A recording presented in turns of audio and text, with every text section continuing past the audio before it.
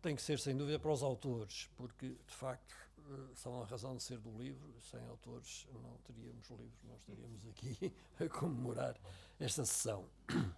Um agradecimento especial aos meus colegas da Comissão Editorial, a Alexandra Serra, o José Vieira da Costa, o Luís Ribeiro e o Rodrigo Oliveira, que muito me ajudaram na concretização deste objetivo, neste trabalho que foi sem dúvida interessante. O trabalho foi feito, foi uma mistura de um trabalho top-down e bottom-up, que acabou por casar relativamente bem. Quer dizer, à partida nós definimos um certo número de temas fundamentais, já foram aqui referidos: água e sociedade, a economia da água, a gestão da água, serviços da água, etc.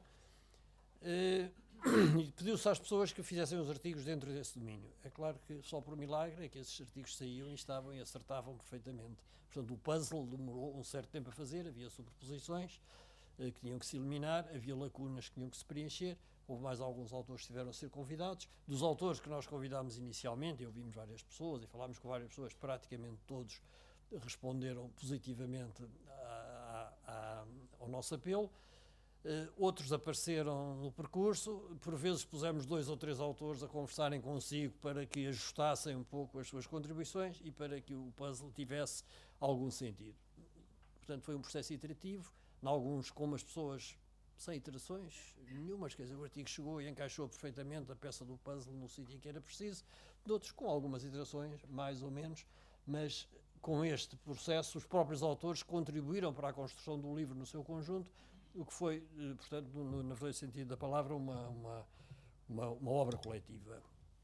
Digamos que dos trabalhos que eu tive a ocasião de estar envolvido na minha vida profissional de natureza editorial, este foi talvez um dos 3 que me deram maior gosto. O primeiro foi o livro Fundamentos de uma Nova Política de Gestão das Águas em Portugal, que foi feito também com um grupo de colegas, mas muito menor, e portanto entre nós, mas um pouco com o mesmo espírito, e que depois deu origem a um livro publicado, aliás, pela Fundação Gulbenkian, chamado A Gestão da Água, Princípios Fundamentais e Sua Aplicação em Portugal, e a uma versão internacional, Management and Law for Water Resources, editado pela Water Resources Publication, o único editor americano especializado apenas em recursos hídricos.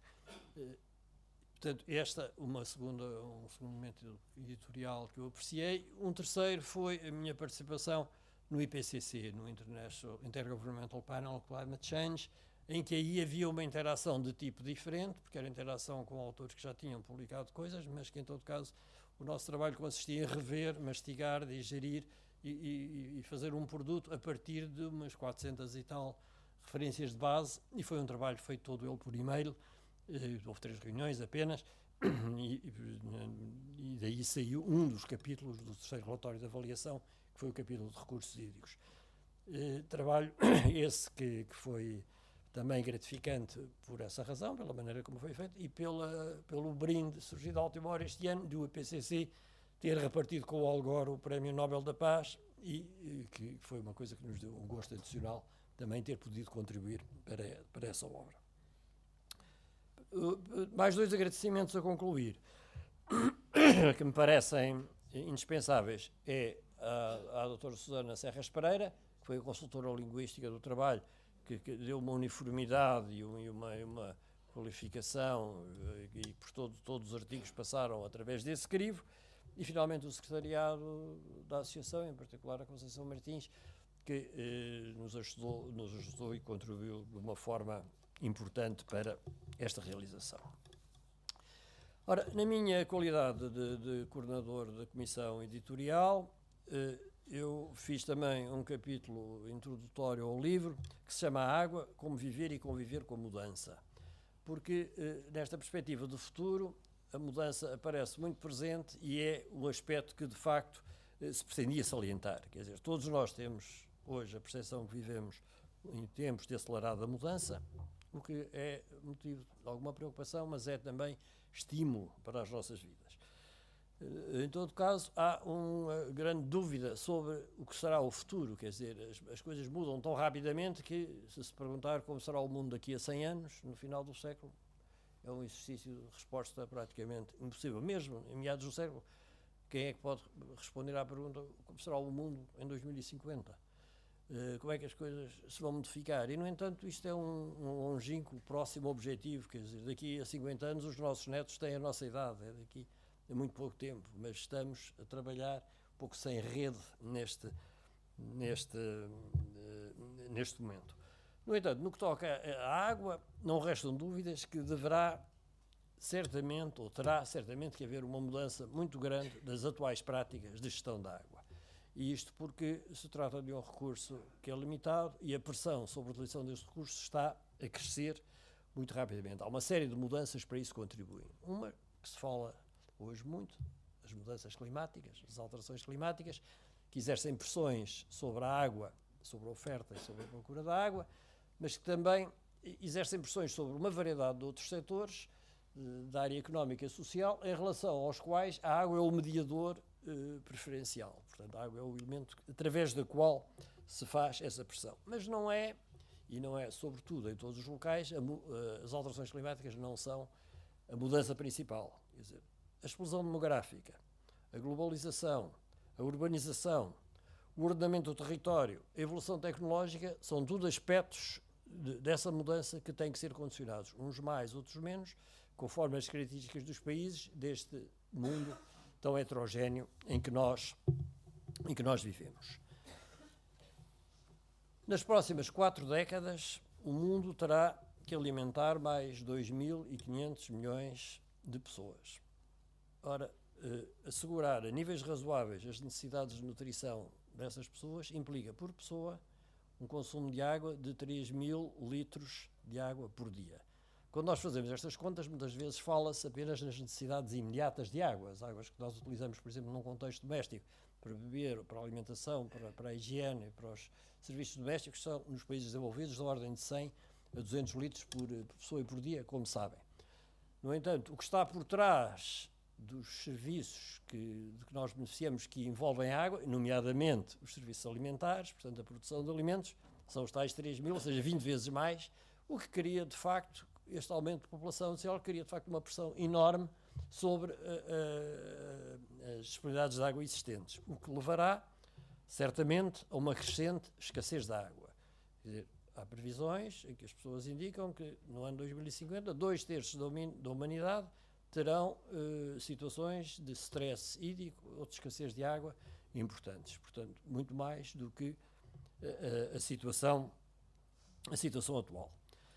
Esta situação levanta desafios extremamente complexos, e essa complexidade é crescente. E essa complexidade resulta não apenas dos problemas da água, mas das interações da água com outros problemas que hoje se fala muito, importantes, que são o problema da energia, da produção de elementos, da biodiversidade e da conservação do património ambiental, para falar só de alguns.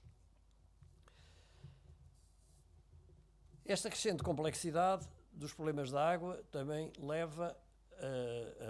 leva-nos a uma situação de serem necessários gestores de água de um tipo diferente. Quer dizer, hoje em dia os gestores de água são engenheiros, são especialistas da área das ciências naturais.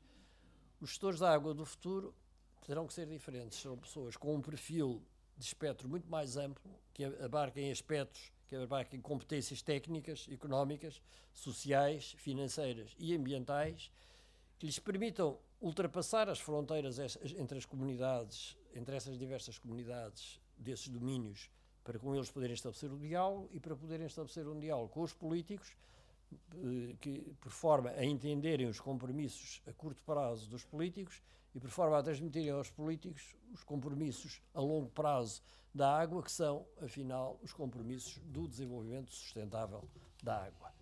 Portanto, é muito importante, embora nós conheçamos o futuro de uma forma difusa, que se faça esse trabalho de preparação desses gestores futuros da água. Algumas destas questões que aqui referi brevemente, em termos gerais, terão também aspectos que serão relevantes e, por vezes, preocupantes no plano nacional. O sentido de vida da APRH tem sido pugnar por uma gestão dos recursos hídricos nacionais que seja racional, eficaz e participada. Mas, após anos e anos de hesitações, de passos em frente, passos para trás, passos para o lado, uma espécie de dança e contradança. Os resultados têm sido decepcionantes ou mesmo, em alguns casos, preocupantes. O que se passou nas últimas décadas tem sido um conjunto de hesitações em tomar o rumo certo que tardamos a encontrar e que se caracterizou muitas vezes por falta de vontade política e muitas vezes por falta de visão política do que são estes problemas. Especificamente em relação à água, e já numa perspectiva mais próxima, vejamos, por exemplo, o que se passou com a produção da nova lei da água. Durante 5 anos apareceram 5 leis da água que mal estavam prontas, eram substituídas por outra, com a cadência com que eram substituídos ministros do Ambiente sucessivamente. E, portanto, o que mostra uma falta de pé na questão. Até que